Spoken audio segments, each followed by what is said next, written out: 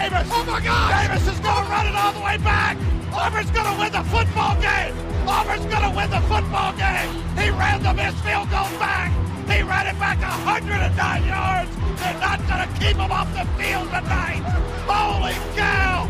Oh, my God. Auburn wins. Auburn has won the Iron Bowl. Auburn has won the Iron Bowl in the most unbelievable fashion you will ever see. Oh, welcome in, everybody, to a brand new edition of the Dream Wager, episode 704. Today is Friday, August the 14th. The year is 2026. And Elvis, you missed the memo. Hat Friday. Where is your hat? I'm not wearing a hat. You're not a hat guy. No. I told you a couple pods ago, I haven't brought a hat in my adult life. God gifted you with a nice full head. Yeah. So I'm you got to show it. Yeah, don't get me wrong. Like, I wear a beanie, a Scully in the wintertime. No issue. You're the Patriot one? Yeah, but, I have like 4 of them. The dogs is hollering out there. They're mad at you guys about that. But like I said, beanie all day. An actual fitted cap or snapback. No, not your scene. E or Joe, Texas. You know how I feel about them. Why today did you pick them? Well, it came off the previous show. Remember? Oh, okay. Yes. Linebacker, Texas Longhorn gets the knockout. Oh, we're feeling it. They did win the softball national championship, and gotta give some love.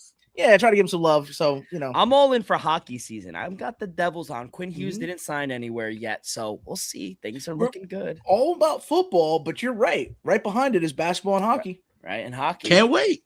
Opening day, I'll tell you that. Can't wait. These are the dog days of summer, and I really had to start digging on like other news outlets to try to get some news for the first 15 minutes, and nothing. We're gonna start talking about some stuff, and I think at the end of the day, we have to start with the LSU scandal, right?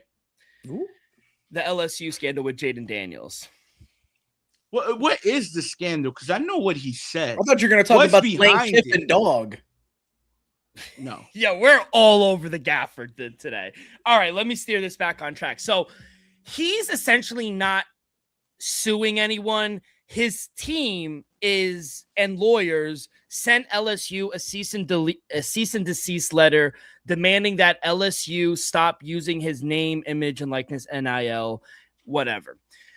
So when he signed, it's crazy that college kids are signing to a college. But anyway, when he signed to LSU, they had his rights to be in promotional videos, to sell his jerseys on campus at the games for about 18 months after he graduated. It's then expired. Now, star freshman, well, he's a sophomore, but he's a freshman on the field, DJ Pickett. He's a 5-star recruit, a great corner. When he came and Brian Kelly, which I think this all stems from how stupid of a man Brian Kelly is, he promised number 5 to DJ Pickett. His family, mom, and lawyers, I think, feel disrespected. Yeah.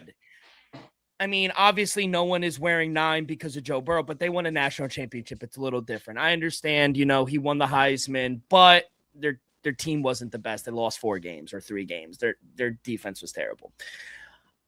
I think this is a bad look, if I'm being honest. I think it's silly. You don't need the bad publicity right now, in my opinion, boys. And it's not that really big of a deal. You're not bigger than the brand. You're not bigger than the school and the institution of LSU. Multiple players came out. The Honey Badger, Leonard Fournette, Playoff Lenny, he came out. They all said, you know what? At the end of the day, everybody's number eventually gets retired or winds up getting used again. You're not bigger than the number or the institution. At the end of the day, Villanova's retired the number 1 twice. How does that happen? Jalen Brunson and Kyle Lowry. So you know what I mean? And at the end of the day, yes, no, you're not going to be treated the same as Joe Burrow. Duh, you're not as good as Joe Burrow, and Joe Burrow is a national icon. And eventually, Joe Burrow's number is going to be used. Now, have they used it till then? No, but respectable. It's Joe Burrow's number. He had arguably, Elvis, the greatest college football team to ever play the game. Yes. So I can understand the difference if I'm Joe Burrow, but like Jayden Daniels, like feeling disrespected. And honestly, the kicker is his lawyers and mother, I think his the team, mom, they want a copy of the Heisman back. Who do you think you are? That's his mom, right? You were saying? Yeah, his team is essentially his mom. Now, let me argue on the other side. Having someone that die hard in your corner, I think is generally a good thing. But I think you don't need bad publicity coming off an injury. Your team is not that good to begin with. You need to be focusing on football and scoring touchdowns, not wanting a copy of your Heisman. At the end of the day, let it go, in my opinion. Like, over a number is crazy. Like, I think feeling disrespected is one thing. Asking for a copy of your Heisman, I think that's fucking petty. Yeah, I know this is your respected rival, but even the Yankees are coming up with that kind of conflict. Like, they're getting to a point where they're having to cycle numbers. Players are getting the 90s and stuff like that. Maybe at a certain point, even they will have players wear single digits again. You know what I mean? Yeah, 100%. Yeah, maybe. You got to get to that point. For a hot take, this is a rare occasion. I'm going to have to agree with Dylan. Maybe wow. I want to say 100% because I can never agree with Dylan 100%, especially on a hot take. Never, even if I was right on my deathbed and I was right, he No. wouldn't give me. I'm gonna pause. Yeah. One thing is for certain, I feel like the way his team his team, the lawyers, I don't know who it is, the way they went about this to me was absolutely wrong. You know, I'll say that to me.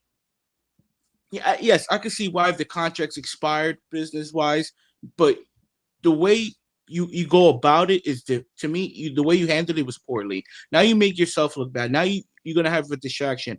Now when maybe after I think they play today, if not tomorrow, after your first game back from your injury, you know what the question is gonna be?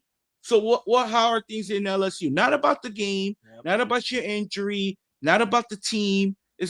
Questions are going to be asked about why you did this and did that. So my only thing is, to me, I honestly don't care that much. I kind of honestly side with Daniels. If the contract is expired, I understand why he wants to get his. I'm by all means by players getting theirs. I just feel like he should have his team, because like clearly it wasn't him. His team should have handled it more professionally, because it's not facing star player in LSU, star player in the NFL, but didn't win the national championship. But to me, if you're looking for some type of deal to still get paid from LSU, I'm pretty sure y'all would have been able to work that out behind closed doors. Now that you went publicly, I think that might be out the window. And maybe a future relationship, not today, it's over, not with tomorrow, him and LSU. but 20, 30 years from now, maybe when your son or a niece or nephew wants to go to a great program for the low, guess what? You kind of burnt that bridge, possibly. Joe, I want to say three things. I think this is it's terrible. Like, jersey retirements are an honor. Yeah. You know, they're not something to demand, not something to strong arm a school to do, let alone one of the most powerful football institutions in the country. It's like bestowing a nickname on yourself. Yeah. No, others have to give that to you. That jersey gets retired. There's going to be family members of the Daniels going to LSU for years.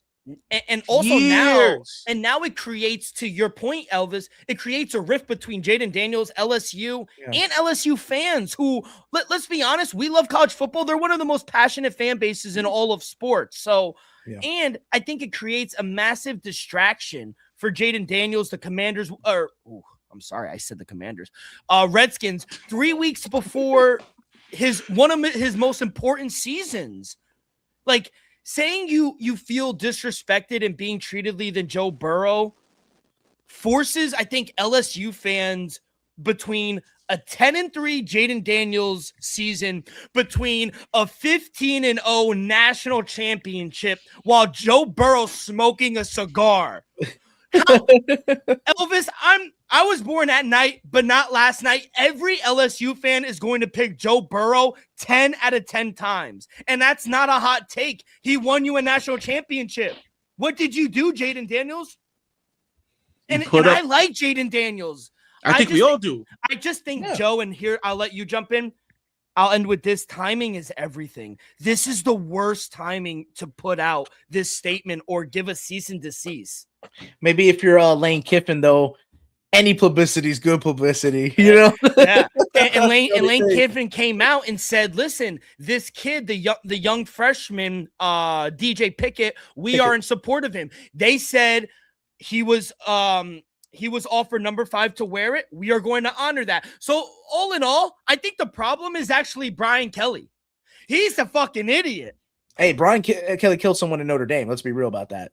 So better football coach or better human? He's a better football coach. Neither.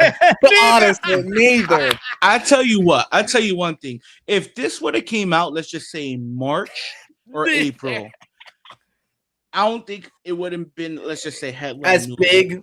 But the fact that you're coming out with this as 3 a weeks problem leading to the season, just a couple of days before your first action, coming off an injury, expectations are high. Maybe not that high, but they are high. To me, like I said, I just feel like him and his team handled this poorly. And that's the thing. Last thing I'll say on this.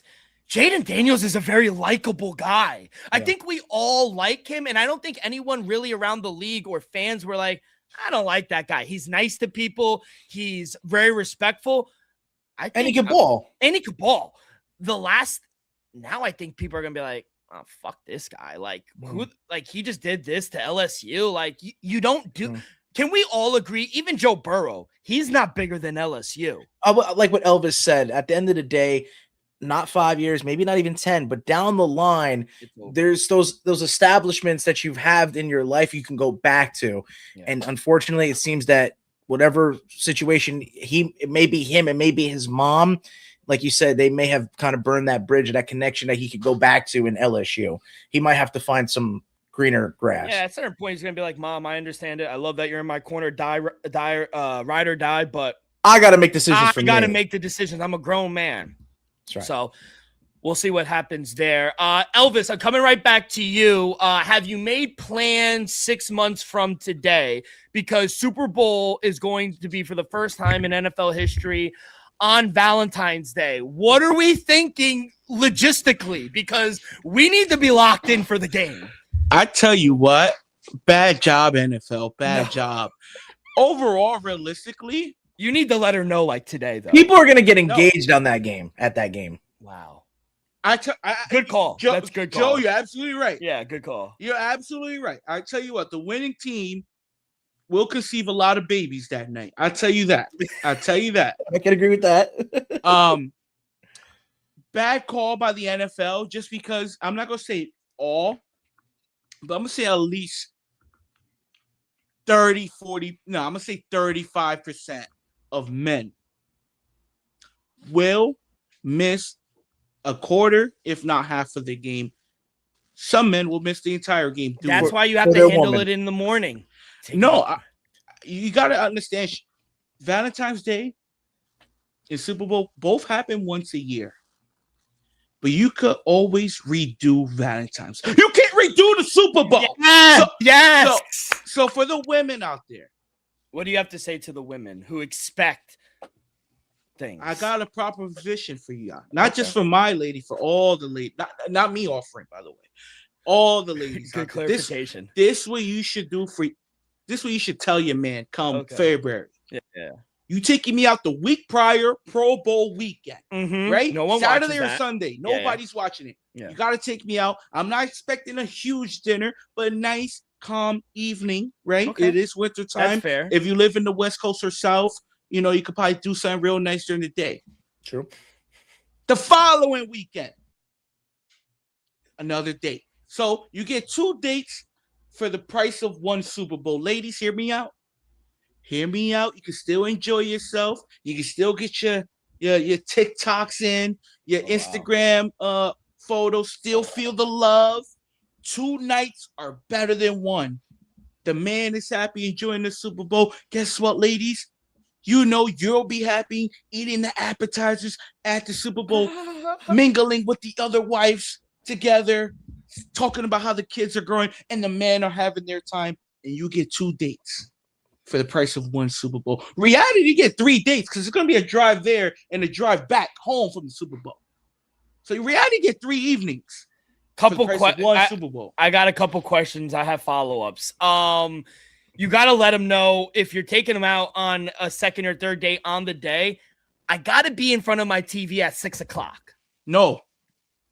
5. Oh my God. 'Cause See, with I the was girl- giving them No, with the girl. Oh, okay. Yeah. Time. It's a make-believe thing. It's an illusion. It's an illusion. Doesn't exist. Yeah. So if you tell them 5, you should be good for kickoff. Maybe not the national anthem, but if you tell them 5, smart. Yes. Smart. I'm I get thinking it. ahead. Yes. Boys, have your game station ready to turn on when she's getting ready, because she's gonna get ready quick. You gotta mentally tell her 5.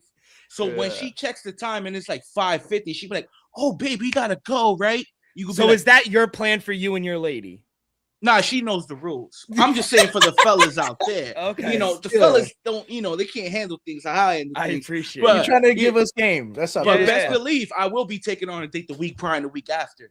That's See? real. I've been had this plan. I'm just spreading the wealth now. I'm spreading the wealth. I My think closing- also yeah. is go Joe. I'm sorry. My closing question was: do your girls get mad when you sit across from them? You got to sit next to them, right? I see.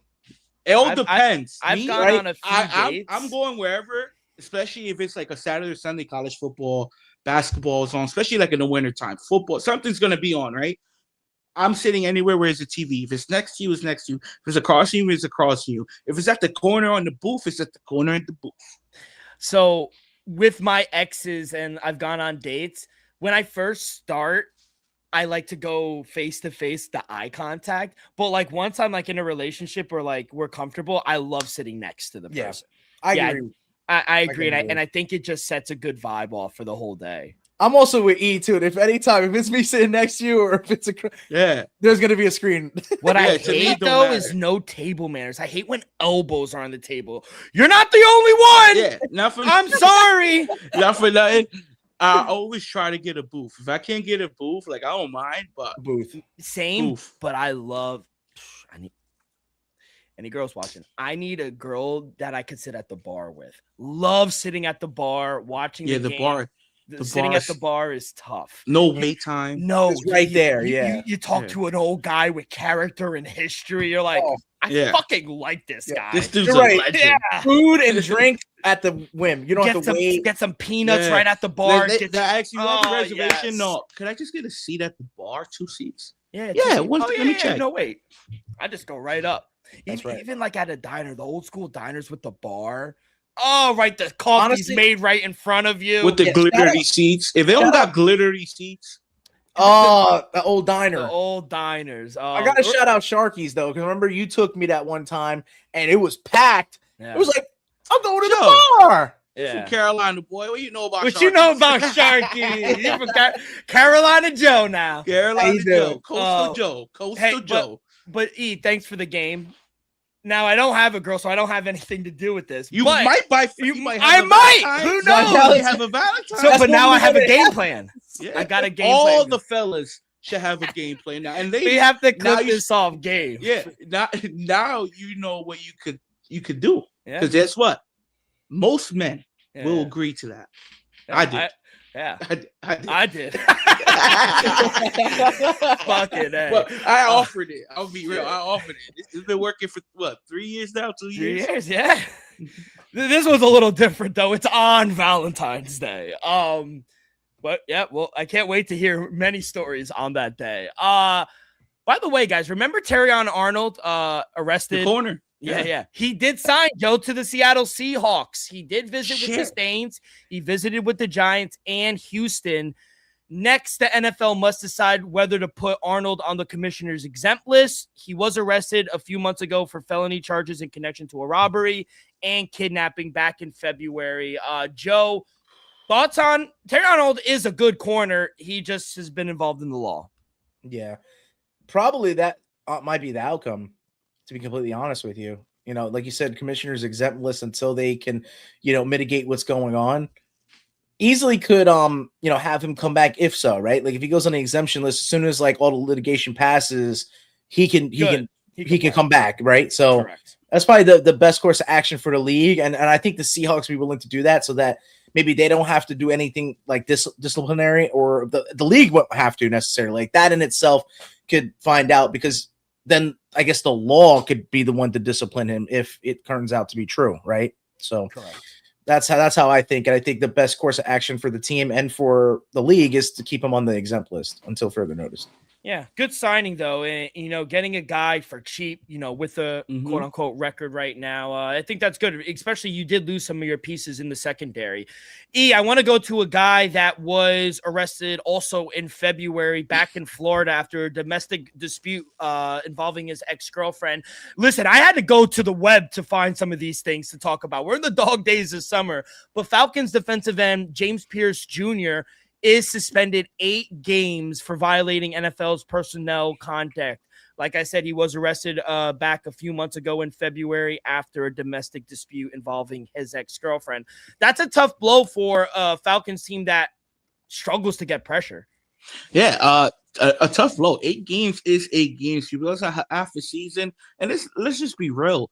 Those 8 games are going to feel like more than 8 games because it's going to take them 2 or 3 games to get in full rhythm. So in reality, it's a 10-game suspension. So sucks, blow for the Falcons. But hey, if you did the crime, you got to do the time.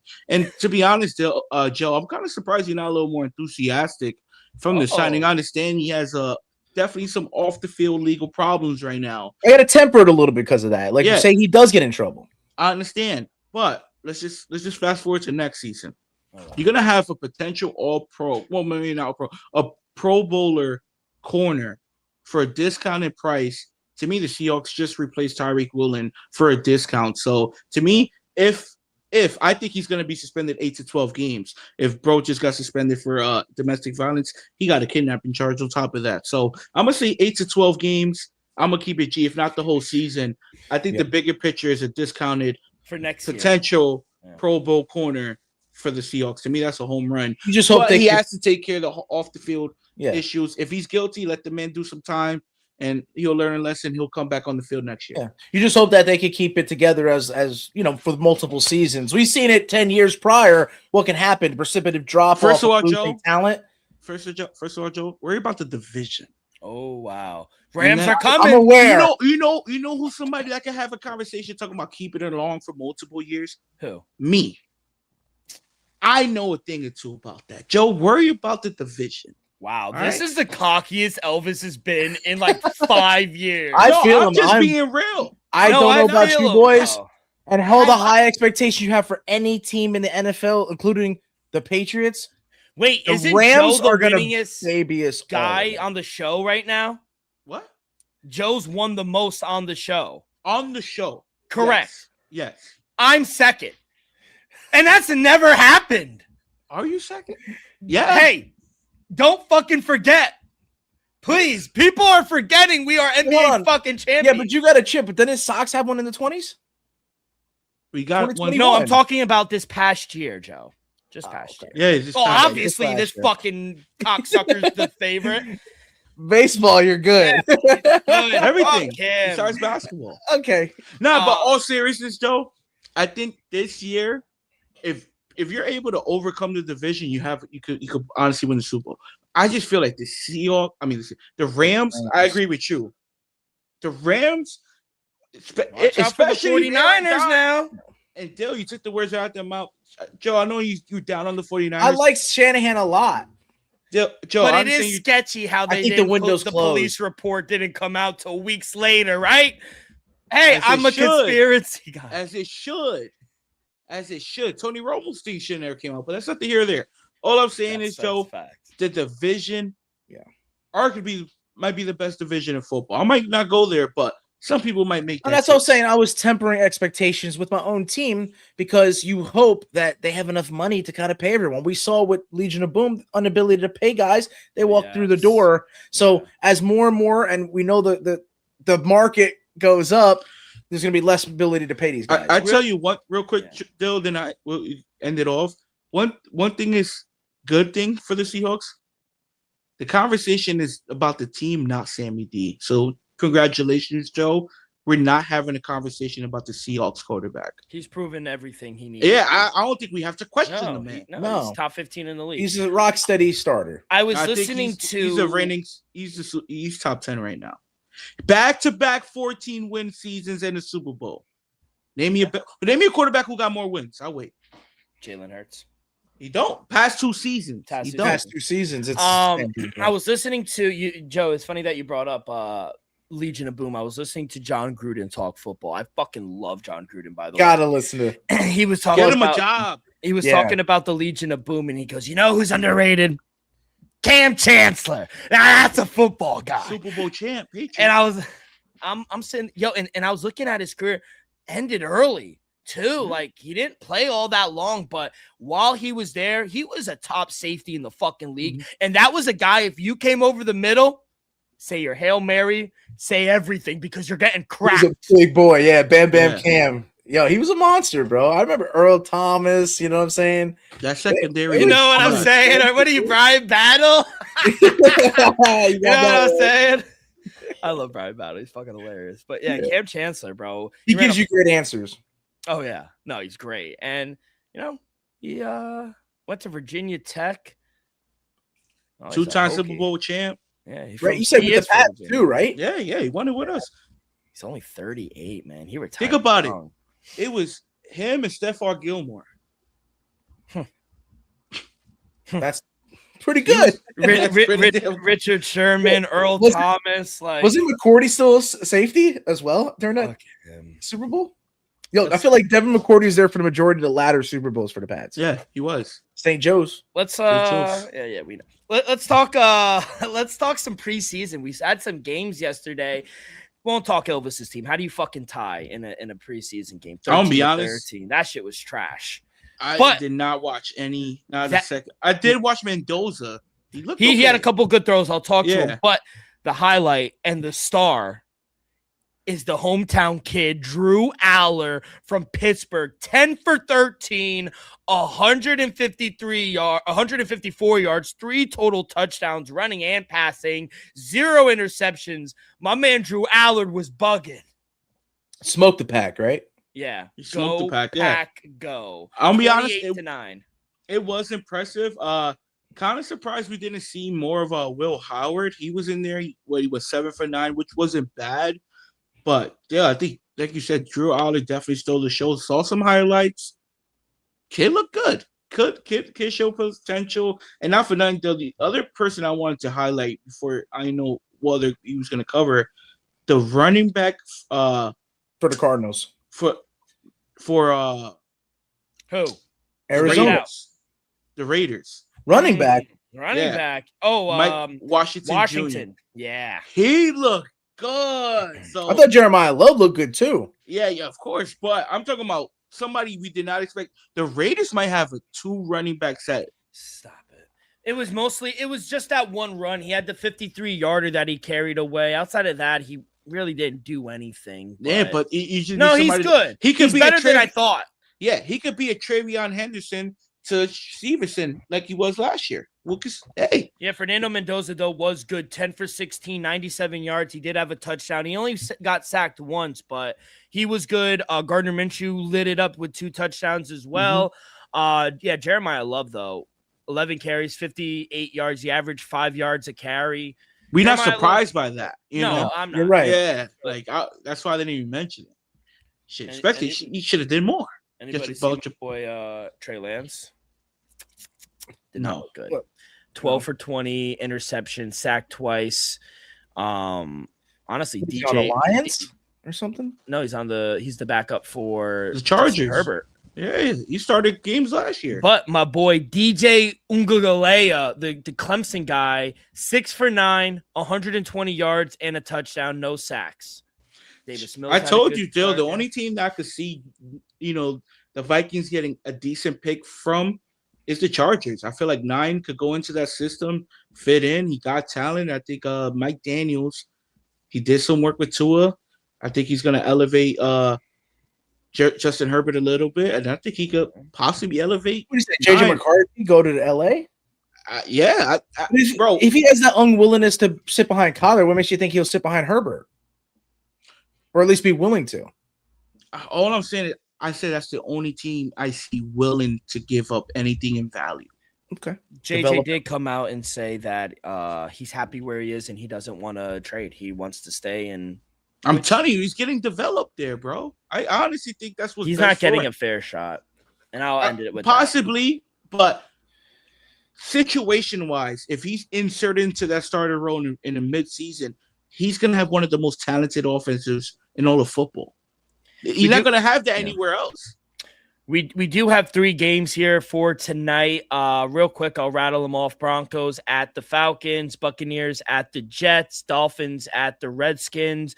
Jets and Buccaneers have been going at it. There have been so many fights in the joint practices. Jets are laying 5.5. Lay it. Take flight, baby. Cade Klubnik is going to light the Buccaneers up. Revenge game, too, against top Bulls. Baker not playing. No deal, no play. Exactly. Yeah. Give me the Dolphins, too. Jaden Daniels controversy. They're going to come out flat, and my boy Jeff Hatley is going to punch him right in their fucking mouth. Give me the Dolphins plus 3.5. Is Malik Willis gonna play? If he does, you guys should go. You guys should catch the game. Hell no. No. Enough for 9. It starts for in 10 minutes. Yeah, for anybody out there, week 2 is always the preseason game to go to. Usually starters play first quarter, first half. So if you're gonna attend a preseason game, it's week 2. Yeah. I remember when they did 4 weeks of preseason. You ain't seen no starters week 4, maybe not even week 3. You know what's the best preseason game I went to? The year Tom Brady was suspended the first 4 games. He played 3 quarters at MetLife versus the Giants. I was there. Him and Julius Edelman lit it up. He had Brady had 100-something yards, maybe almost 200 yards in 3 quarters. He played all 3 quarters. A lot happens at MetLife. That's what I was saying. Maybe go check it out. I remember Victor Cruz's breakout game preseason. Yeah, I'm good. I'm just good. I'm sorry. I'm not spending more money on Washington Jr. break. Are they going to have the Snoopy Bowl? Yeah. Because don't they have that every preseason? Yeah. Week 3. Week 3 against the Giants. So who has a fucking parrot? Fucking Elvis has all these goddamn animals. I go hold you. My girls just got home and the dogs started grabbing the toys. Crazy. It was a squeaker. Yeah. All right, let's take a break, and Elvis could pause. I will tell you guys about Viva Tequila Seltzer, the most refreshing hard seltzer on the market, hands down. It's no wonder why Viva was voted #1 hard seltzer in the world by the San Francisco World Spirit Competition. Only 88 calories, 0 carbs, 0 sugar, and a light 4.5 ABV. Viva is the perfect drink for your post-game celebration, as it was created with that active lifestyle in mind. We flavor tequila seltzer because flavor is the spice of life, and we like our drinks with just a kick, just like how we like our lives. Whether it's Huckleberry playing around a golf with the boys or an elderberry watching the Buccaneers get smoked by the Jets, it doesn't matter. Our favorites pair perfectly with our Artisanal Blanco tequila for that subtle and refreshing drink. I believe here at the Dream Wager and at Viva is to live long, live well, and live it up. Now it's all the ad read's going to go all wrong if the Jets wind up getting smoked by the Buccaneers, and I just said that, but either here or there, even if the Jets do wind up getting smacked, then you definitely need a Viva. After that ain't that the fucking truth. Let's go NFC. You got a shotgun of Viva after the Jets. After that, yeah. Responsibly, of course. Let's start NFC North. I wanted to save the best 2 teams for Sunday. So we're gonna start with the Lions and the Packers, and we'll start up in Ford Field with Dan Campbell. Year 6. Time has fucking flown by. Year 6 here for Dan Campbell. Not coming off 2024, 15-2. Last year, obviously regressed 9-8. Wind up losing one of their best left tackles in Taylor Decker, David Montgomery. We talked about DJ Reader, Graham Glasgow, a right guard they wound up losing as well.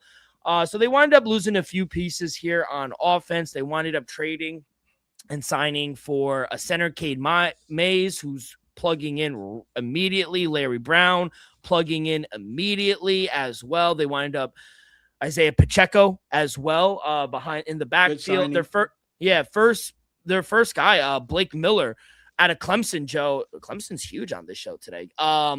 Blake Miller is going to start for right tackle immediately. They drafted him 17th overall. They wind up getting another Michigan boy to beef up that line, Derek Monroe.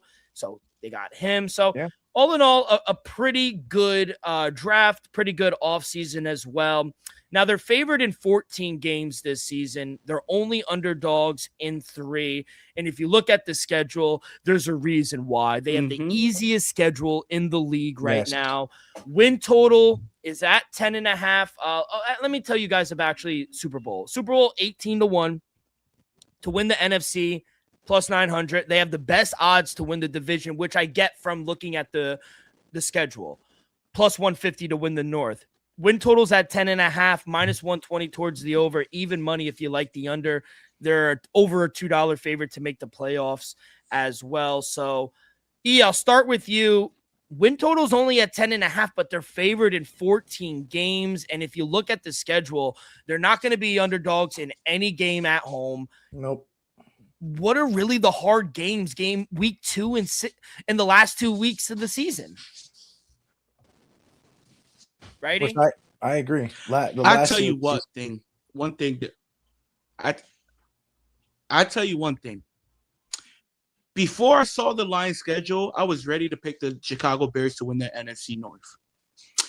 Then I saw the schedule, and then I hit that. The meme of Jimmy Butler looking at the stat sheet, and he's just like, that's what I did. How the hell did the Lions get this easy, sweet? They got an easier schedule than we had last year, Dill. Off the schedule alone, first of all, this Detroit Lions team is still very loaded offensively. Defensively, the reason, they really couldn't stop a nosebleed last year because they had a lot of injuries. They're going to be healthy coming into this season. I expect that defense to be much better than it was. They already got a top 10 offense, potentially be a top 5 offense, honestly, if they can stay healthy throughout the season. We're going to see what Sam Laporta does if he bounces back, but I'm going over 10.5 wins, though. I have to, just off the schedule alone. I wanted to pick the Bears to win it, not to jump ahead, but off the schedule alone, looking at how good this team is, Dan Campbell, one hell of a job since stepping into the as the head coach for this Detroit Lions team. I can't deny it, though. This team is going to win 11, maybe 12 games, and they're going to run away with the division. They're just too talented not to, honestly. So kind of surprised that the NFL gift wrapped them this easy schedule and also possibly handed them the AFC North title. Joe, I'll jump in real quick because I think honestly, their secondary is probably the worst ranking in the group out of the team. On the team, I think Jared Goff is a top 10 quarterback. I think the offensive line is top 15. I think they probably either the first or the second best running back room. They have the second best receiving room, I think, behind arguably the Cowboys or Bengals. The Cowboys. Bengals, Cowboys. I'll give them top 5. I mean, bro, look at the market is telling you. James, we'll get to player props, but all those numbers are high for Williams. Trust me, every year. Yeah, front 7, top 10, and I think Dan Campbell. Argue with the wall. I think Dan Campbell's a top 5 coach. And I love this team. And I think last year we saw regression because the injury bug hit him. Brian Branch suffered a torn Achilles. Kirby Joseph missed 11 games. Chuck Clark was out for the whole season. Avion Maddox was out as well. We're going to see some positive regression here for this team injury-wise as well. I think that was one of the reasons that they couldn't overcome all those injuries. And I think that's why I I gave Kyle Shanahan Coach of the Year because they overcame all those injuries and still was a really good team. Not to jump ahead, and I also love their front seven. The one guy, Al Quadwin Muhammad. He's from Paramus Catholic. Yeah. 16th. We played against Al-Quadin. 16th among 184 qualified pass rushers last year in pressure rate, and he recorded 11 sacks, career high for him. So it's good. I love the front seven. Aiden Hutchinson over there as well. Derek Monroe, they signed him in the free agent as well. Peyton Turner, he was out for the whole season, so getting him back is going to help. And then lastly, why I like the over, they were 8th in red zone touchdown rate, around 62%. League average, like I said, was around 57% last year. Jahmyr Gibbs scored 13 red zone touchdowns last year, and David Montgomery, he chipped in 7 as well. They obviously shipped him off to Houston, and they replaced him with Isaiah Pacheco, who worked behind Kareem Hunt. So I think it's an amazing signing as well. So I don't even think the drop-off is going to be all that much. I love this team. I counted 11 a few times. I counted 12. I even got 13 one time. Like, yeah. I'm taking them, obviously, to make the playoffs. And, I was on your side as well. I love the Bears, and I was a few years ahead. But I think the Lions are just the schedule is so easy that I just think they're going to lose like 2 or 3 games. And bound for a rebound year. Yeah. Don't count out Dan Campbell. That's a guy you don't want to count out, and taking him to win the division as well, Joe. Right. We're biting ankles, biting kneecaps, doing all types of stuff. I kept right here, like Saints, Jets. I'll give the Cardinals and the Dolphins as road games, Giants at home, Titans at home, Bucks at home. Like, that's 7 wins right there. They can get the other 4 wins in the division alone. So the 10.5 over smash with the Lions, like you said, they would have been in the playoffs last year if they were healthy. Year after year, they can find themselves right at the cusp there. As competitive the NFC North can be, I just think it's the Lions' year to prevail. Maybe the Bears took advantage of an unhealthy Lions team last year. You could literally replace that Bears team for the Lions team, and look what the noise they did.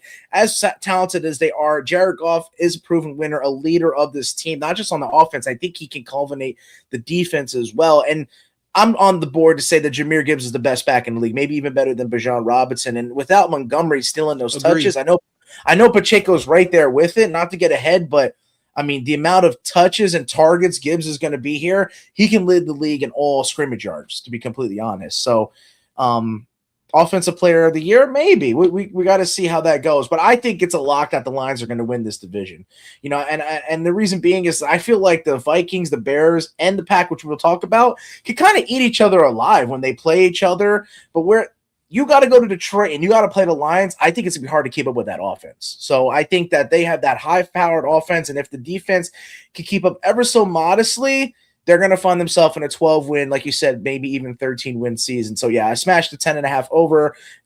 Also, I think with the side of the Sharps, you're seeing money on it there. NFC North winners was plus 170. And like I said, didn't we see, like, what was it, 2 years ago, the Commanders were in the NFC Championship? The Bears were in the NFC Championship last year? Or they, nevertheless, I can see that the Lions can improve on that. Whether the Bears made it to the NFC Championship or not, if my memory is mistaking me, I think they did make the NFC Championship game. But nevertheless, it was Rams and the Seahawks. Yeah, they lost to the Rams again. Okay, that was a close game, right? It was the throw in the corner of the end zone. Nevertheless, so two games Rams could have lost. Nevertheless, so I have the Lions doing a little bit better, making to the NFC Conference Championship game, but losing to the one team. Wow. What's the one team? Don't. It's plus 700 for the Lions to lose in the Conference Championship game. It's called a tease in the biz. I love it. Fantasy wise, before we get into player props, obviously Jahmyr Gibbs, he's a monster. Must draft. First pick, second pick, third pick, must draft. Yeah, you got it. You got to draft the wide receivers, even Jameson Williams and maybe Sam Laporta. We'll see how he does. Obviously, Jared Goff, Amon-Ra St. Brown as well. You draft the defense too. Like, what are you feeling here for fantasy? For people listening who play fantasy, I tell you what. Like I said, I think Jahmyr Gibbs is live for number one. If I have the first overall pick, which I hope I don't, I'm drafting Jahmyr Gibbs. I think that first pick's always unlucky. Yeah, I think Jared Goff, not for nothing, man. If you could get Jared Goff in the later rounds, I think you just landed a top 10 quarterback at round 10, round 11, round 12. Because best believe he's not going to be, you already know the first quarterback is going to be taken is going to be Lamar, Patrick Mahomes, Josh Allen. So I think you'd be able to snag Jared Goff in the late rounds. And I agree with Dill. I think the wide receivers are a must. And I think, and another reason why Jahmyr Gibbs is a must, because Dave Montgomery took a lot of action away. I think Jahmyr Gibbs is going to see a career high in touches, running the ball, and also catching the ball. So I agree with Dill. Brown must draft if you can. He might be a first-round pick, not for nothing. He is a first-round pick.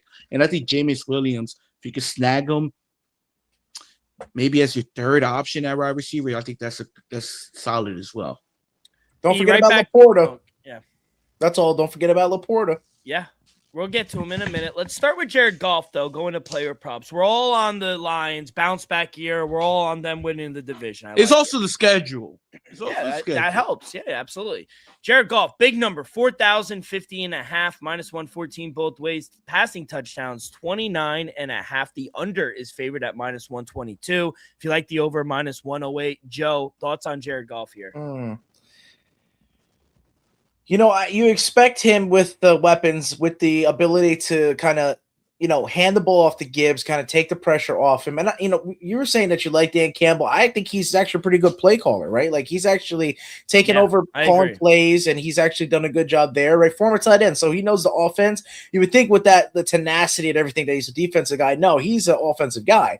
He just has that grit and that determination, which I think is perfect for Detroit and perfect for the team, and honestly perfect for Jared Goff, somebody who actually believed in him, where this can motivate him to do really well, break his past set career best, and try to get to a Super Bowl, try to get to a championship and win one. So I think the yardage, here's the thing. I just think that Gibbs is going to eat up a lot of the yards, and I don't think that as much as they could rely on Jared Goff, that they might not have to. That number is very big compared to a lot of, and we're supposedly on track to not see any more 5,000-yard passers in here.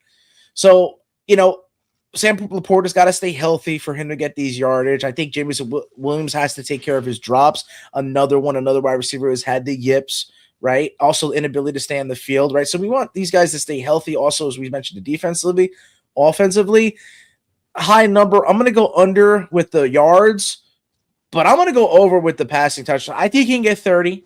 I think Jared Goff can get 30 touchdown passes, maybe like 3,500 yards, maybe 35 passing touchdowns, honestly, because he could tuck in and run, but that's, he's got Jahmyr Gibbs to do that for him. He's got Isaiah Pacheco to do that for him. So I think he's all arm, and he might not have to sling it as much to win games. What do you think here? Joe Burrow, big numbers, but he has the weapons around. Jared Goff. What did I say? You said Joe Burrow. Oh, sorry. I'm still on the Joe Burrow thing. Sprinkle on MVP for Joe Burrow. Might be worth something for Jared Goff as well. And this is why. Jared Goff has 4 straight seasons of 4,400 passing yards or more. 4 straight seasons of 29 passing touchdowns or more. I'm taking over for both. I'm high on Jared Goff, like I said. I think Amon St. Brown, Jameis Williams, Sam Laporta. I think Jahmyr Gibbs. I agree with Joe. I think Jahmyr Gibbs is going to get a ton of yards. Not to skip ahead over his receiving yards, but Jared Goff, like I said, 4 straight seasons. Yeah, he went well over this number. I wouldn't be surprised he hovers around 4,200, 4,300 around there, and I'm gonna say 32 to 35, maybe 38 passing touchdowns, depending on the season goes. I think Jared Goff might even work himself into the MVP conversation, because what also has to be considered in the MVP conversation, at least 10 plus wins, at least hovering around the division title. And if he wins the division titles, has over 4,000 plus passing yards, hovers around 30 passing touchdowns, he will be in that MVP conversation. I love it. Let's get to Jahmyr Gibbs. I agree with you, boys. I think he is the best running back in the league, and he does everything. He catches it. He also runs. He's backed by a top 10 offensive line, I think. I remember when they drafted him, and people said, "Are you crazy? Why are you drafting him?" Pick, yeah, bro. Well, for the record, it was Bijan at 7, him at 9. The whole world was shocked by that. I was shocked by that, and you shouldn't be as an Alabama fan. You didn't let me finish. Roll Tide. The whole world was wrong. Yep. The whole world was wrong. Not me. 2 excellent picks. The 2 right picks. And I could make the case they could have went sooner, and they should have. Yeah. All right, rushing yards. Jahmyr Gibbs, 1,200.5, minus 114 both ways. Touchdowns. Oh, he's hammering this. What did I tell you? I think he had 11 or 13 red zone touchdowns. Yeah. The number's at 11.5. It's minus 136. I don't advise to lay that much juice for a 6-7 month future. That's me. If you could get a better number, by all means, but he's getting over that. Receiving touchdowns, 4.5, plus 155 towards the over. Give me everything over. I tell you what, my favorite, I do like everything over, but the one I would advise to bet for 6-7 months will be his over receiving yards at 475.5. I think this number is too short. He's went over this mark 2 seasons in a row with splitting some time with David Montgomery. So I think he had over 638. Exactly last season, something I think the year prior, if not 700, or he went 700 last year. So wouldn't be surprised if between 500 or 600, kind of like his over receiving touchdowns as well. Like I said, without David Montgomery there, I expected to have career high in touches, career high in carries, career high in receptions. I expect Gibbs, like I said, over receiving yards. Love always overs, but the one I will definitely bet on for this throughout the season will be over receiving yards. Jahmyr Gibbs over 475. What do you think, Joe? You got to smash the over for Jahmyr Gibbs. Everything. I went as far as saying that he could wind up being the leader in rushing yards. I took a chance on that. That's plus 700. Like you're saying, not to want to take a 4-month future or anything like that, but it'll be fun keeping an eye on this guy for the majority of the season and see what he does if he can hit you that. So plus 700 for the leader in rushing yards. And you know what? You guys got me confident enough that I might even want to go with the rushing touchdowns as well. I think he could possibly lead the league in both. Yeah. I agree with that. I just don't – sometimes you don't want to lay that much juice on a future. That's just my opinion. But, yes, you got to smash – setting it at 11.5 I think is disrespectful, if I'm being honest. Let's get to the receivers. There are 3. Amon-Ra St. Brown's leading it with 1225.5, minus 114 both ways. Receiving touchdowns, 9.5. The number's at minus 115 towards the over. Jamison Williams, 900.5, minus 114 both ways. Receiving touchdowns, 5.5. The under is favored at minus 120. And Sam Laporta, 650.5, minus 114 both ways. Receiving yards and touchdowns, number set at 4.5. The over is favored at minus 130. I'll let Joe start. Out of those 3 guys, favorite, which one you like? I mean, it's Amon-Ra St. Brown. I like Sam Laporta. I mean, he's definitely a high-value target for the tight end position, but that's the tight end position. We're talking about, high-value, running back, wide receivers get drafted. We're talking fantasy at the top of the board. And overall, what he means to the team, I think Amon-Ra St. Brown means a lot to the Lions. When he's unavailable, I really don't think they're necessarily the same. I think maybe Gibbs can wait a little more. If he's out of the lineup, maybe the whole thing falls apart. But with Amon-Ra St. Brown out, I don't think they're going to be as effective. So I got to go over for Amon-Ra St. Brown. I got to say he's Jared Goff's favorite target. I don't see anything in terms of a league in targets, but I think that he could do that. I think Jared Goff sometimes can throw the ball upwards of 50 times a game, and he can target at least half of those to Amon-Ra St. Brown. So I got to just go over for both just on the chance that, we see Jared Goff reach these numbers, and he's going to have to play a big part in that. So the reason being is I might be a little low on the others, honestly. I'm still not completely sold on Jamison Williams. The speed, the athleticism, I think he's a 99 speed in Madden.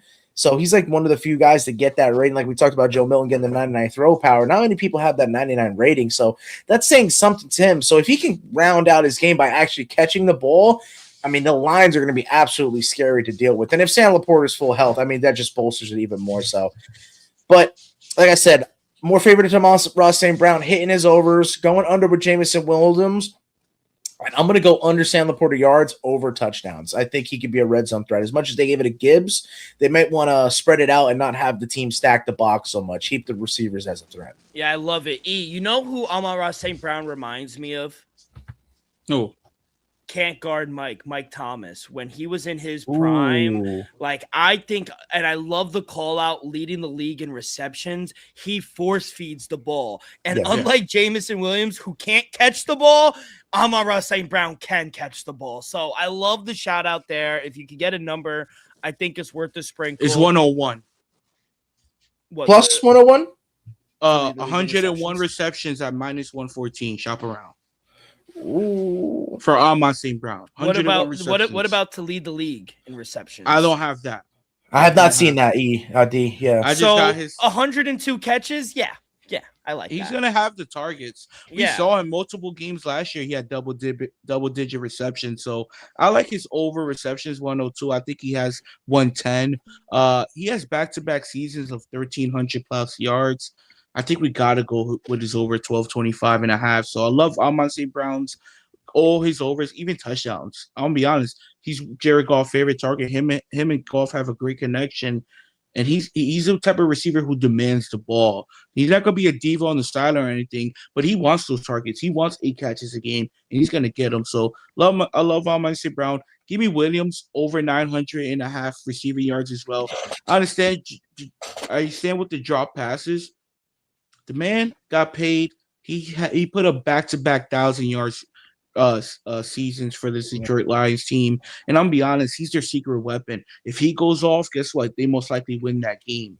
So I'm going him over as well, and I'm gonna go Sam Laporta under. Sam Laporta since his rookie year, I think he had 900 yards his rookie year. Second season, had like 6 something.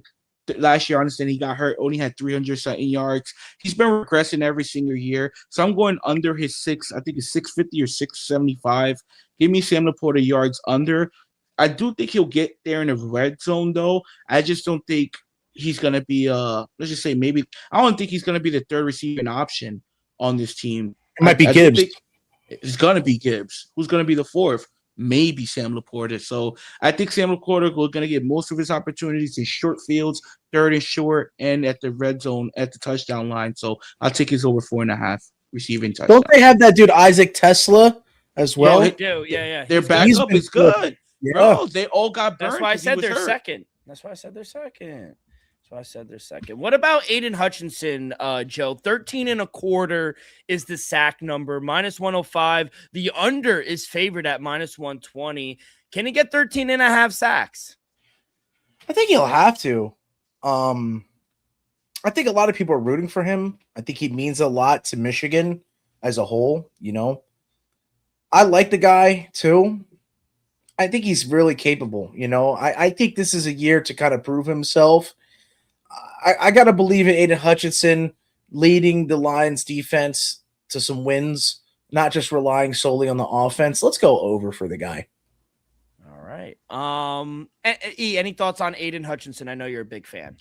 Not to like hype him up, but like Dylan said, I am a big fan. I'm gonna put him with the TJ Watt thing. I'm gonna go under, not because of talent, because I don't think he's going to play all 17 games. Like I said, I think TJ Watt could win Defensive Player of the Year if he plays all 17 games. I don't think he will. I hope he plays at least 15, 14 of them. And that's why I'm going under sacks. I think Aiden Hutchinson, past few seasons, has been fighting the injury bug. One season he did miss the whole full year. So I just hope the kid can stay healthy. If the kid stays healthy, I'm smashing the over. I think he just needs to stay on the field. He stays on the field, he'll be on the conversation for Defensive Player of the Year. All right, let's get on over to Joe, the frozen tundra, Lambeau Field, Green Bay Packers, and I like the Green Bay Packers. I really do. 20-1 for the Green Bay Packers to win the Super Bowl, 11-1 to win the NFC. They have the third best odds to win the division at plus 260. Win totals at 9.5, minus 110 both ways. They are favored to sneak into the playoffs at minus 116. If you like them to miss it, it is minus 102. But my boy, the better Matt LaFleur, 8th year here in Green Bay. Jonathan Gannon, welcome in your new DC. Coming off, 2024, really good season, 11-6. Last year, took a step back, 9-8. They wind up obviously losing Trayvon Diggs, Malik Willis, Romeo Dobbs, Rashard Gary, Quay Walker, Devontae Wicks. They lost some guys. Rasheed Walter as well. They wind up bringing Javon Hargrave as well. Zaire Franklin. They trade for him, linebacker. They get Sky Moore. They get Tyrod Taylor to back up Jordan Love. I want to see how the South Carolina kid does. The cornerback they drafted in the second round, Brandon Classe. He's good. He's a little undersized. We'll see how he does. I don't think he plays immediately, but and how do you react to the cold?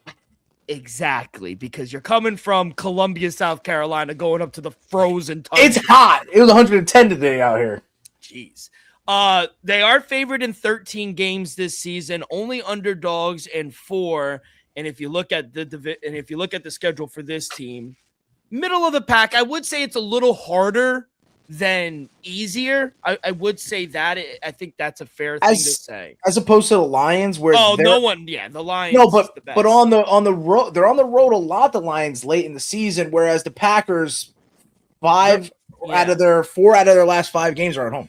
And one of those games on the road, week 12 in LA against the Rams, is one of the games they're underdogs. And they're underdogs in 3 games on the road. Week 7 in Detroit, week 9 against Elvis's Patriots, huh? Damn right. And then week 12, excuse me, they're 3.5-point dogs against the Rams. But everything else, like a lot of their home games, Joe, they need to take care of business. Dallas, Atlanta, Minnesota, Carolina, Miami. They need to win those games. But I'll let you start it off, Joe. Matt LaFleur, year 8, Green Bay. What do you like? They need to take care of business, but will they? A little bit of controversy come with the Josh Jacobs camp to start the season. Ben Johnson's got Matt LaFleur's number, it seems. So I think in division they're going to have some struggles themselves. Like you said, the schedule to start the season is actually rather rough. You're saying they're going to take care of business at home against the Cowboys. Who's to say that they're going to win that game against that type of offense, right? I think they're going to have some problems against teams that can match them. Because granted, Love can drop back and go into the drop back sets as much as anybody. You see how LaFleur loves to throw the ball. I think they had more passing percentage plays than most any other team in the whole league. But does that always amount to success? No. Are you able to control the clock that way? No. Are you able to, if Josh Jacobs is playing, get him fed and like you said, control the field? I actually think they're going to have a lot of problems this year. Wow. I looked at this schedule, and every time I came up to it, now I did come up with 10 wins, one formation, but the majority of the times I came up with the Packers schedule, even when I said that granted that they're getting home games late in the season, which in the cold that could be advantageous towards them, I still hit them with 8, 9 wins. And with the line at 9.5, it makes me say, take the plus 110, the plus 1 you're getting for the under here. There's a chance that the Vikings can want to be in better this year. The Bears can be better this year. These are teams in their own division. So I think it's just more value to me to go under with them and for the Packers to miss the playoffs at plus 122. If they're not going to be connecting, if Love's not going to be connected to the receivers, do we know this situation with Josh Jacobs? No, we don't. And by the way, there's no props for Josh Jacobs because we don't know the outcome. So with a lot of undisclosed information for a lot of players across the league where we're not getting their numbers, the question still stands, are they going to play, right? We just talked about Arnold getting on the Seahawks. He might not play all year, right? Something happens to Josh Jacobs. I don't think the backups on the Packers, and maybe the line can help a lot, but I remember seeing the backups for them. They were not as skilled as Josh Jacobs. Let's just be blunt about it. So that's going to ask a lot on Jordan Love, a lot of times to pass the ball. And granted, he's talented and good, but I still see him prone to mistakes, prone to tuck and run. And if he himself gets hurt, which we've seen happen before, this team doesn't have a chance at all. So I'm going, like I said, under. I'm going with the Packers to miss the playoffs, and you're getting plus money for those picks. He makes a compelling case. Some things I agree, some things I don't. I do agree they will be able to struggle running the ball. Without Josh Jacobs, the offensive line's not good to begin with. I think it's their worst group on the team. Now, they are going to be depending on fourth-year kid out of BYU, Chris Brooks. He is their second-string running back. We'll see how he does, but I mean, he only had 27 carries for 100 yards last year. He doesn't really get a lot of burn. This is his opportunity. Thoughts on Green Bay here? I'm gonna be honest, folks. It's not looking good. And I'm gonna tell you why. I agree with a lot of things Joe said, and I'm gonna just sprinkle a couple of things on top because he kind of broke it down pretty good. Josh Jacobs, big question mark there at the running back position. Yes, he was 1,000-yard back last season. I don't love Christian Watson health-wise. I love him as a talent on the Packers, but can I trust him to be there for 17 games? I can't. Honestly, I can't. I don't love that. Right? Tucker Kraft, one of your other best offensive weapons, he's coming off a season-end surgery. That's not a great sign. In my opinion, two of your best defensive players, and Micah Parsons and Hargrave, both coming off season-end surgeries. Even your backup, Jordan Riley's coming off a season-ending injury. So I like Lucas Van Ness. I like him at the linebacker position, but everybody else, like Dylan said, the offensive line is kind of walky. Defensively, I understand Xavier McKinney is still a stud, but I just don't see it. I like Jordan Love, but in my opinion, I don't even think he might be the third best quarterback in the division. So, wow, question mark at the running back position. This is someone who advocated for him to get paid. And he did get paid. I always got to say it, D. It's funny. D, he goes third best. D, you might say fourth best. Oh, 100%. You might say fifth. You might say fifth, exactly. Yeah, so That's another great. thing, I think Matthew Golden, I'm not going to try to say he's a bust. He's a bum. I honestly think he was just drafted too high. Let's just say that. He was drafted but too they high. needed to draft a wide receiver finally. And they swung and missed. They satiated the fan base, but at what cost? At what cost? So you have all your best players are either coming back from injury or have an injury history. Yeah. That's not a recipe for success. The schedule's a little harder than, in my opinion, easier. 100%. Give me the under 9.5. Give me the miss the playoffs on -102. And I'm a Jordan Love fan. I like the Green Bay Packers. I really do. I don't see how they're favored in 13 games. I don't even see 10 wins. Give me under 9.5. Interesting. I'm actually going to zig when you people are zagging because I don't believe in either of you. But do you believe in the pack? Do you believe in that wide receiver? I believe, and I'll break the fourth wall. Jalen Reed coming back from an injury who missed 9 games last year. Yeah, no, I do worry about that. What I don't worry about, is Matt LaFleur. I think Matt LaFleur is a hell of a game caller. And I think the defense is good. Micah Parsons is going to come back. When healthy, yes, that's fair. But they are good. I think they have a top 10 secondary. I think the front 7 is top 15. I think the receiving room, when healthy, top 15. No. I think so. Look at the numbers. They're all hovering around 640, 700. Oh, another thing I forgot. This team lost their leading wide receiver in Romeo Dobbs. Yeah, because people got hurt. Offensive line is the worst. The offensive line is the worst positional group on the team. They're 27th in the league. That's why I think if they can't run the ball and they become one-dimensional, I worry about that because I worry about, and I said this to Elvis years ago, when everyone knows what Jordan Love is going to do, he's not that good. No. And you guys, it's funny because I remember before I had left the show, intermittently, we had a conversation about, is Matt LaFleur a good head coach? I remember this conversation we had. I don't necessarily remember your guys' take, but do you guys remember what stance you had on that? I think I put him as a top 10 coach. He is a top 10 coach. He at that time, Joe, he did just come off an NFC championship game. I think back to was it with Rodgers after his MVP season? No, it was right. Yeah. Look. So he lost the NFC championship game with the Bucks. Then he lost the snow game to the 49ers to Jimmy G. And then they ended up losing the last game of the season with Aaron Rodgers. Boom, he exited. First season Jordan Love starts. They beat Dallas in the playoff game where Jordan Love looked amazing. Ever since then, it's been a little walky. Now, the reason I actually am going to take the over, and I've counted 10 wins a few times, actually. I think the home games are just 10 wins.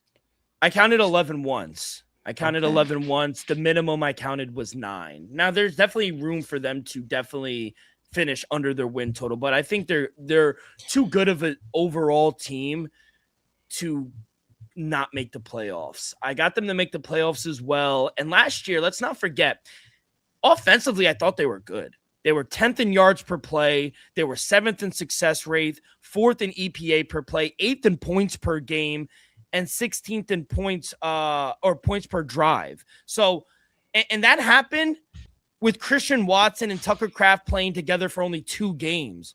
Watson missed 8-9 games. Tucker Kraft season-ending torn ACL. He was gone. So I think we're going to see positive regression from an injury standpoint. Now, how they produce, we'll see. But they're definitely going to be better than what they were last year. And Green Bay, they were 23rd in field goal percentage last year, 27th in extra point success rate. Brandon McManus and Lucas Harvask, they are bad. You draft a guy in the 6th round, Trey Smack. He's good. He went 10 of 13 in field goal attempts of 50 yards or plus in college. So you bring in. Where did he go to college? Tyler, they got him out of Florida, Gator. Not good. The frozen tundra. You worried about the kid from Carolina? But my thing is, and I think a lot of why people draft SEC players, you're used to playing in 90 to 100,000 stadiums. Big games. Pressure doesn't amount when you're in a Pac-12 and you're filled with 30,000 people. You know, it's different when you go to Green Bay. I understand. And also, I also want a kicker who could kick a frozen ball 50 yards. And ain't easy. He could. No, he can't. We don't know. He never has kicked a frozen ball. You don't know that. Yards. Never. Stop assuming. Stop. I'm not going to have He never have. He Jordan never Love. made a 50-yard frozen ball. This, and you guys should clip this because I don't think I've ever spoken highly about Jordan Love. But he was 2nd in EPA per play among qualified quarterbacks last year. And that was without 2 of his best catchers at his disposal. And Jalen Reed, he also missed 10 games after leading the Packers in receiving yards in 2024. So I just see so much positive regression. And I think the ball's going to bounce a little in their favor last year. I think defensively they're going to be better. I do worry about the run game. Yes, that is a very big problem. I think they make the playoffs. I'm not going to take them to win the division, but I think they're a wild card team, and I got them to win 10 games, so over 9.5. I'm a little higher than you boys. Let's go to real quick by player props. Get that out of the way. No Josh Jacobs. What do you think happens with Josh Jacobs? I think he's suspended 10 games. His domestic. So that's the marker now. 8 games. 10 games. 10 maybe games. 12. You know, he might go to jail. We don't know what we don't know. We don't know. So I'm not. If you can't do the time, don't do the crime. So I hope the best of Josh Jacobs and his family. But realistically, we got to go by what the market is telling us, and the market is telling us the man is not going to play the first couple games. So I'm gonna say the offense is going to be a little shaky. Honestly, we got to see what they're going to be able to do running the ball these first couple weeks in the preseason. If they show some sparks there, I wouldn't be too worried. But if you see win tonight. Yeah, if you see absolute duds from the running game, let's just say throughout the preseason, let's just say the running back room averages less than 3.5 yards a clip. I'm worried if I'm a Green Bay Packers fan. Yeah. Right back to you. Your boy, Jordan Love, passing yards, 3,549.5. The under is favored at -120. Passing touchdowns, 24.5. The under is favored, for that as well. I'm going to ask you boys a question before I get to this. Oh, no. Who's the better quarterback, Justin Herbert or Jordan Love? Justin Herbert. Joey? I don't even think it's... I would say that Jordan Love has more playoff wins. So answer the fucking question. Christ. Justin Herbert. Who's the Justin Herbert? Okay.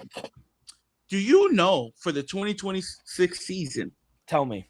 they have the same exact passing total, 3,500 and a half yards. Give me the under for Jordan Love because he's not that. He's good. He's just not better finish than the Justin Herbert. sentence, please. He's not that He's good. He's not better than Justin Herbert. What the hell the books are thinking for putting him and Justin Herbert total the same? Can I answer that? Can I answer Yes. that? Because I think the books and me, which is why I think you guys jumped the gun when you're like, oh, really? When I said they have a top 11, top 12-ish receiving room. Because I think the market also agrees where if LaFleur calls good game plan and he executes, he could throw for a lot of yards. He There has is the a most world. dropbacks, I think, in the NFL in the past 2 seasons. It's Jordan Love. Of course, because of Matt LaFleur. They're pass first. A lot of things got to go right for it to happen, Dill. And I don't expect that to happen after losing your number one wide receiver. Give me the under 3,500 and a half passing yards. Give me under 24 passing touchdowns. He only went over this number one time in his career. Give me the under on both. I'm sorry. I just don't see it. Jalen Reed and Christian Watson, what do you think will be the over-under on them playing games? I'm going to say under 12.5 for both. That's what I was going to say. I was going to say they lost Dobbs, who was their number one. Who played every game but one. That's what I was going to say. I think Jalen Reed can be a number one, but he's going to be available. Great question. He hasn't played more than 10 games since 2024. All right. I actually like who would have thought I'm this pro Jordan Love this year? Hey, like you said, me. you got his big one other zag. Put it this, if they were able to sign, let's just say Puka Nacua, Joe, I would love their offense much more, just because I know for the bare minimum for 15 weeks during either concussion or a suspension, Puka Nacua is going to be there for 15 weeks. He's going to give you 1,000+ yards. I can't say that about the Green Bay wide receiver. I just trust Matt LaFleur in game calling, and if he's accurate, I do think there's a possibility. Now, I agree with the touchdowns. I would take the under on that. Passing yards, I think there's a chance. If all goes right, he's going to throw for a lot. Yeah. Joe, he can throw on the run. He can use his legs. I don't think he tucks it and runs for yards, but I think that throwing on the run out of the pocket is going to be a good factor for Jordan Love. I just think the yards is, like to Elvis's point, so it's a little much. Where I think what helped them too, and I think LaFleur's game plan is to play action. You have a Josh Jacobs back there. He takes a lot of attention on the defense, and if he's not going to be there, I think it affects the numbers. So just on the happenstance, I'm going to go under for Love in his passing yards.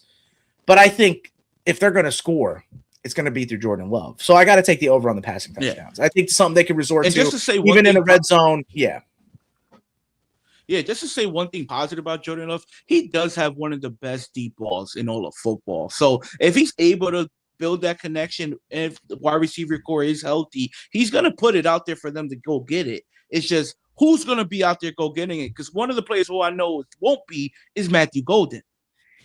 Doesn't it look like when he throws the football, he short arms it a lot? It looks like it's effortless, so that's a good problem. He's quarter. He's got a lot of. Yeah, I don't know. Yeah. Let's go to the receivers. Off his back foot, which is even more impressive. The back foot is the back foot is crazy. Where did he go to college? Utah State? Who? Jordan Love? No, UCLA. UCLA, I think.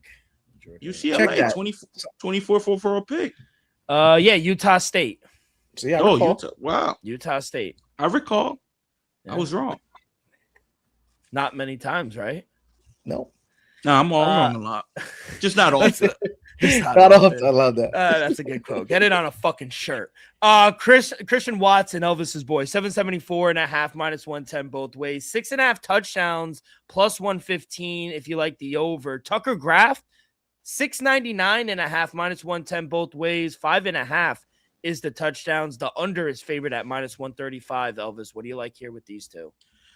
I tell you what, give me the over touchdowns for Christian Watson. The yards are live as well. If the man plays, if he plays 12 games, he'll go over both. Like I said, under 12.5 games played. If he plays 12, he goes over. But I do like his touchdowns over just because he's live to go over multiple touchdowns in multiple games. I wouldn't be surprised if he catches a 50-yard bomb and then also catches one in the red zone because he's also 6'3", 6'4", with a huge frame. So he's a viable target down the field and in the red zone. So I wouldn't be surprised he put up the numbers. Like I said, the talent don't worry me. The targets don't worry me. It's health that only worries me with Christian Watson. Yeah. Joe, think, what do you think here? Christian Watson's certainly a big play guy, but honestly, that's I think where you see the success for Jordan Love and Matt LaFleur is at the end of the day, though the guys aren't as available when they're on the field, they are playmakers. Jalen Reed, big play guy. Christian Watson, big play. Tucker Kraft, big play guy. So honestly, I think the numbers are low for Tucker Kraft. I agree. Man, he was good. Tucker Kraft was a top 5 tight end when he was. Bro, I think he statistically was on track to be like the number 1 tight end, but I've said the season got cut in half, literally with the ACL. I think he'll recover well. ACL is not what they used to be. So with Kraft, I'm very confident if the receivers aren't as consistent or if they aren't healthy, that Tucker Kraft will be, and you got to hit his over. Now, I was on the opposite end. You said smash the Christian Watson touchdown over. I actually like the yards just because the chunk plays. And, he breaks away past the secondary. Like I said, I think a lot of yards come. I think he can get 1,000 yards this year. But the touchdowns is where you lose me a little with, even if Golden maybe catches on a little bit, or maybe if it's not Jacobs, maybe they get some out of the backfield, right? Maybe they get some reception yards out of the backfield or reception touches out of the backfield. And Reed also can take a little. So I was a little hesitant on Watson touchdowns, but I will hit the over on the yards. And then real quick, the two other ones who didn't have receiving touchdowns, Matt Golden and Jalen Reed, they're all hovering around this same number. Jalen Reed's at 674.5, and Matt Golden is at 649.5. Matt Golden under. Yeah, me Matt Golden. I just don't think he's good. I think he's a bust. I think you're right. Yeah, I hope he's not. I hope he bounces back. But this man was drafted in the first round. He only gave you less than 350 yards receiving last year. They don't trust him. Was healthy. Don't get me wrong. He did have that one good game when he had that 60-yard touchdown. But other than that, I just don't see it. I don't see him getting near 600 yards. Prove me wrong. I would love to see it, honestly. I'll root for Green Bay. Prove me wrong. And then give me Jalen Reed over 675.5 at -114. Like I said, if he played, he missed. Like I'm pretty sure he missed 9 games last year. If he plays double-digit games, he plays 12-plus games, he's going way over this mark. Jalen Reed is special. He just has to stay healthy. He hasn't been healthy last 2 seasons. Like Dylan said, in 2024, did lead this team in receiving yards. Yeah. Boys, that's going to do it here for the What's funny that I didn't hear, no Micah Parsons sacks. Well, we don't know. He's hurt. And wait till he comes back. He's gonna break the record. He's gonna come back and get hurt. About how good Micah Parsons was. Let's not forget. Jerry Jones gonna be like, when before he got hurt, top 5 defense. Stop it. No doubt about it. Before Micah Parsons got hurt, the Green Bay Packers was playing very good. After that loss in Cleveland, that stretch till Micah got hurt, I think they only lost 1 game. After that, Matt LaFleur, baby, good coach. And then everything went downhill. We're going to finish on Sunday, the NFC North, with the 2 best teams, the Bears and the Minnesota Vikings. Go! Exactly. The first few weeks in Minnesota movie.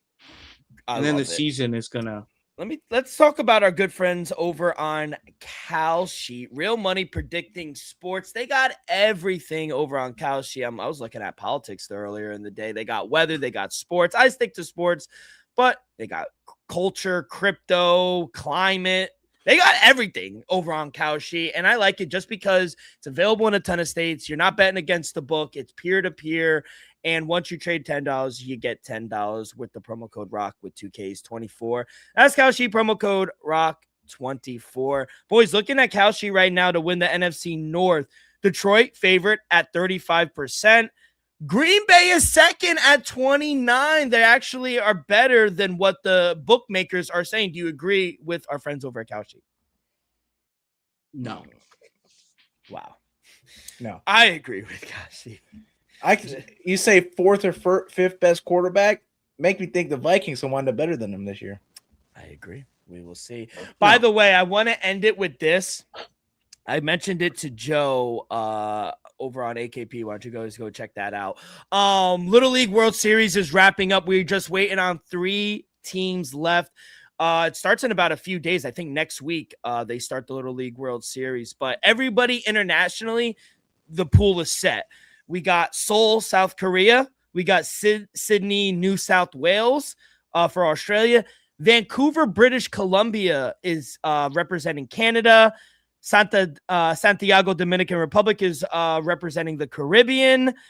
Curacao is obviously representing Curacao. Europe, Africa is Chechnya.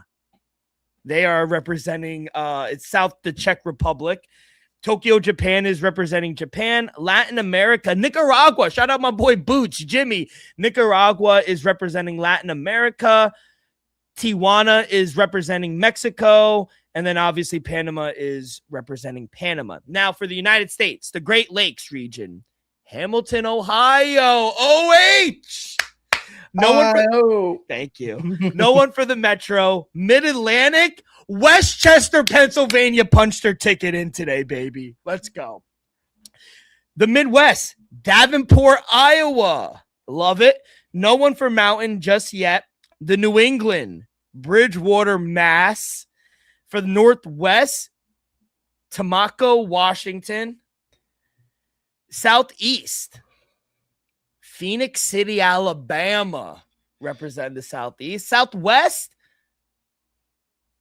Born, Texas. Fuck. There's so many pronounceable towns in Texas, and then I get this fucking city. Did we have a team from Hawaii? No. Is there on the whole the cusp or anything, or what's the Pacific team? The Mountain. There's no Pacific. So there's three left: Metro, Mountain, and West. Who could be in the Mountain though, or West? I'm telling you. So I was gonna say, it has to be Hawaii. Hawaii for America, for some reason, West Coast, East Coast normally gets it done. You might have a Texas team or an Alabama team, but I would put like my four favorites, honestly, without seeing team out West, Mid-Atlantic, so it's got to be Westchester, Santiago, Dominican Republic, and then Seoul, South Korea. Yeah, it's gonna be South Korea, Japan, Dominican Republic. I'm gonna be honest, might be like a West Coast team. I'm gonna say or South. I'm gonna say Mexico or something. Ooh, yeah, good. Yeah. I'm gonna see who's in these, but I don't know. I'll keep you updated. I'll get it. I just feel like they're developing players. Like you mentioned, Japan, like the lot of youth or talent. California teams. So like some boys in California now. And then they cheat, acting like that guy back in the day didn't cheat. Fuck. Well, unless you're from Tom's River and you're Todd Frazier. Todd Frazier, baby. I hope New Jersey. Let's go. Boys, that's gonna do it. Elvis, people are asking, not me, but car update. Anything? Oh, I turned it on yesterday, fixed the misfire, had a misfire people, put antifreeze in it, got a small leak, almost went for a test drive yesterday. So I gotta put this last bolt in and then fixed the leak, got the part already. It was $49. If the bitch don't leak, we're going on a test. Put it this, I'm a Monday or Tuesday, I might go register and insure it. I think I gotta come up for that. Yeah, scoop me. All right, boys. Enjoy the games. I'm about to go watch the Jets destroy Todd Bowles. I'm gonna go watch the weigh-ins. I love it. You guys enjoy. Have a great weekend. We'll be back on Sunday previewing the Vikings and the Bears. Till then, take care of yourself and each other. Peace.